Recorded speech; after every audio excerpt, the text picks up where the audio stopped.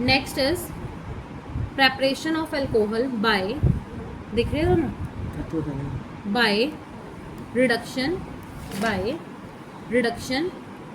of aldehydes and ketones। पहला ਆਪਾਂ ਕਿੰਨਾ ਕਵਾਂਗੇ, ਜਦੋਂ ਵੀ ਹਮੇਸ਼ਾ ਜਦੋਂ ਆਪਾਂ ਰਿਡਕਸ਼ਨ ਕਰਾਂਗੇ ਨਾ, ਰਿਡਕਸ਼ਨ ਕਿਹਦੀ, ਐਲਡੀਹਾਈਡ ਦੀ, ਕਿਹਦੀ ਕਰਾਂਗੇ, ਐਲਡੀਹਾਈਡ ਦੀ। ਆਲਵੇਜ਼ ਸਾਨੂੰ ਕੀ ਪ੍ਰੋਡਿਊਸ ਕਰਦਾ ਹੈ, ਪ੍ਰਾਇਮਰੀ ਐਲਕੋਹਲ। ਕੀ ਕਰਦਾ ਹੈ, ਪ੍ਰਾਇਮਰੀ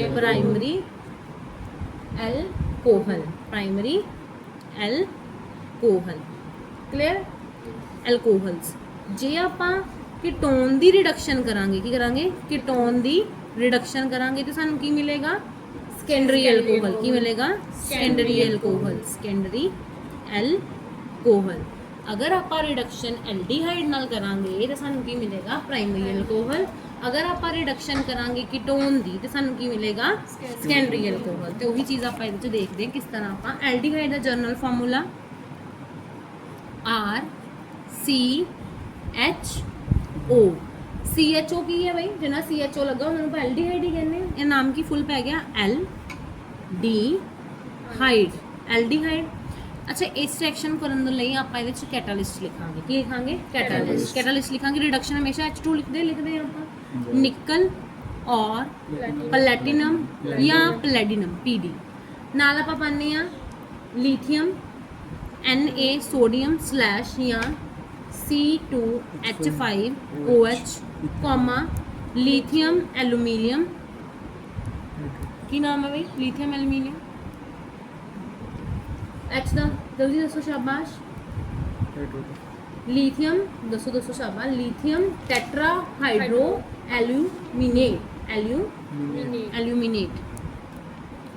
है ना, एल्यूमिनेट है ना, या और sodium borohydride, sodium boro tetra hydroborate, sodium tetra हाइड्रोबोरेट।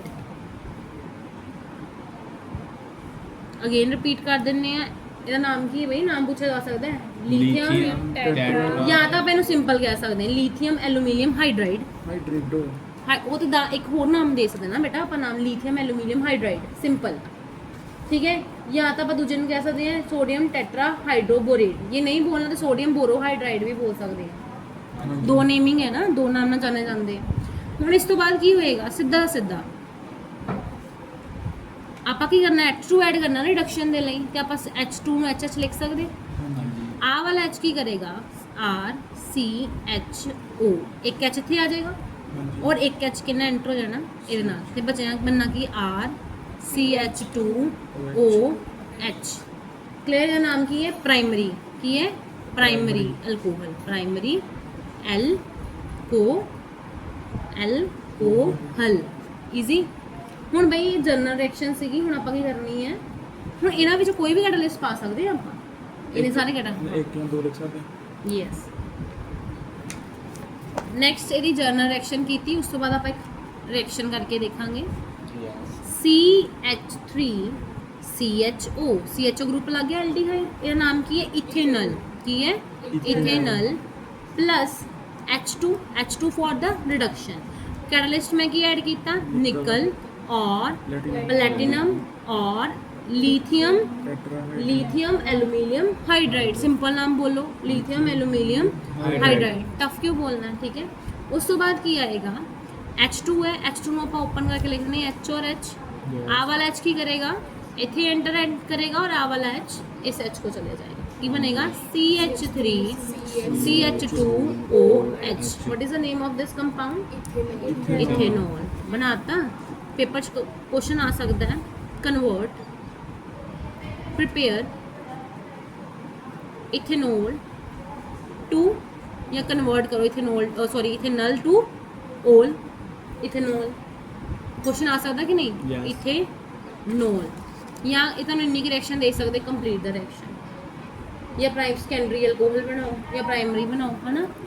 Next है किस तरह आप प्रिपेयर करते हैं, कितों, कीटोन तो। कीटोन का जनरल फार्मूला RCOR ਡੈਸ਼ ਨਾਲ ਲਿਖਦੀ ਹਾਂ ਕਿ ਦੋਨੋਂ ਸਾਈਡ ਤੇ ਕੀ ਪਈ ਹੁੰਦੀ ਹੈ ਸਾਡੀ ਚੇਨ ਹੈ ਨਾ ਪਲੱਸ H2 ਅਗੇਨ ਆਪਾਂ ਇਹ 'ਚ ਕੈਟਾਲਿਸਟ ਪਾਵਾਂਗੇ ਨਿਕਲ ਔਰ ਪਲੈਟੀਨਮ ਸਾਰੇ ਲਿਖ ਦਿਓ ਜਿੰਨੇ ਵੀ ਤੁਸੀਂ ਲਿਖਣੇ ਆ ਠੀਕ ਹੈ ਪਾਤਾ ਉਸ ਤੋਂ ਬਾਅਦ ਇਹਦੀ ਕੀ ਕਰਾਂਗੇ H ਨੂੰ ਫਿਰ ਓਪਨ ਕਰਕੇ ਲਿਖ ਲਓ ਕੀ ਹੋਏਗਾ ਆ ਵਾਲਾ H ਇੱਕ ਤਾਂ O को चले जाएगा और आ वाला H एक C को चले बनेगा कि RCH R डैश डिवाइड नीचे की आना है OH बन गया एक ही बन गई सेकेंडरी क्योंकि 2 R प्रेजेंट कि 2 R लेगी बनाने आप सेकेंडरी की बन गई secondary alcohol very good secondary alcohol done ਉਸ ਤੋਂ ਬਾਅਦ ਆਪਾਂ ਕੀ ਬਣਾਵਾਂਗੇ this is a general reaction ਉਸ ਤੋਂ ਬਾਅਦ ਆਪਾਂ ਕੀ ਕਰਾਂਗੇ ਕਿ ਇਹਨੂੰ ਪ੍ਰੋਪਰ ਵੇ ਦੇ ਨਾਲ ਚੇਨ ਦੇ ਨਾਲ ਲਗਾ ਕੇ ਦੇਖਾਂਗੇ CH3 C double bond O CH3 this is the ketone CO group for the ketone ਲਈ ਹੁੰਦਾ ਪਲੱਸ H2 ਅਗੇਨ ਆਪਾਂ ਕੈਟਲਿਸਟ ਪਾਵਾਂਗੇ ਨਿਕਲ ਔਰ ਪਲੈਟੀਨਮ ਔਰ lithium aluminium hydride lithium aluminium hydride again HH आ वाला H की करेगा O को जाएगा और आ वाला H C को जाएगा CH3 CH OH ऊपर की आएगा CH3 देखो दो CH3 लग रहे तीनों पर सेकेंडरी अल्कोहल भी कहेंगे और ਇਹਦਾ नाम हैगा propane two ol propane convert आ सकता है कन्वर्ट करो प्रोपेन ਇਹਦਾ नाम करो भाई प्रोपेन ऑन टू कन्वर्ट करो propane two ol easy tertiary alcohol ਨੂੰ ਆਪਾਂ ਨਹੀਂ ਪ੍ਰੋਡਿਊਸ ਕਰ ਸਕਦੇ by reduction method cannot prepare tertiary alcohol from the reduction carbonyl compound ਦੀ ਆਪਾਂ ਰਿਡਕਸ਼ਨ ਦੇ ਨਾਲ ਪ੍ਰੂਵ ਨਹੀਂ ਕਰ ਸਕਦੇ ਹੁਣ ਕੁਐਸਚਨ ਹੈ ਵਾਈ ਇਹ ਤੁਸੀਂ ਫਾਈਂਡ ਆਊਟ ਕਰਕੇ ਲੈਣਾ ਵਾਈ ਕਿਉਂ ਨਹੀਂ ਕਰ ਸਕਦੇ